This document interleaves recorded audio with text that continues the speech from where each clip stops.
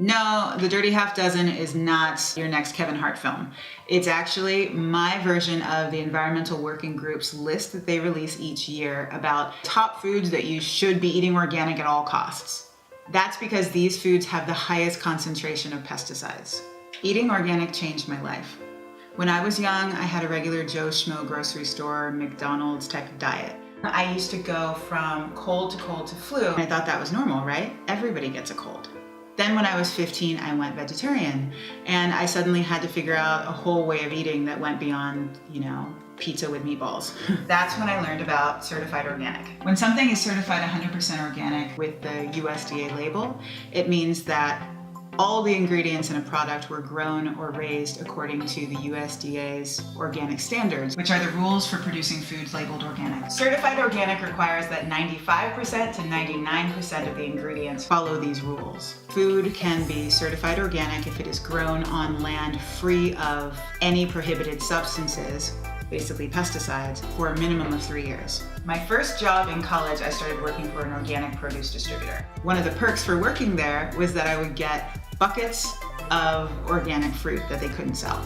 The reasons they couldn't sell it were minuscule. It would be like a slight blemish on one piece of fruit, or things that, were like maybe not the reddest apple, but were still perfectly good food. I was allowed to take home by the bucketful. And at the time, I was living in this hippie house with 3 other people, and we threw party after party. We had the time of our lives, and we were all eating certified organic all the time. Everything I was eating was organic, and I felt incredible. I stopped getting sick. If I even had a bite of something that was not organic, like a regular grape or a regular piece of fruit or a cookie or a donut, I would feel it immediately. My body would get all phlegmy, I would feel all the oil in my skin collect, and I would feel nauseated. I could taste it. That's when I understood the importance of eating things that don't kill us. I stopped getting sick. The Environmental Working Group has done groundbreaking research about what stuff is in our foods. So here's common sense. If you have to peel it, it's usually safer to eat. If you don't have to peel it, it usually has higher concentrations of pesticides because you're still eating the skin. Here's my Dirty Half Dozen list in all of its fruity glory. Number 1, meat. Pesticides, fungicides, heavily modified corn and soy, you name it, meat is dirty. Number 2, berries. Strawberries, for example, are one of the most contaminated fruits.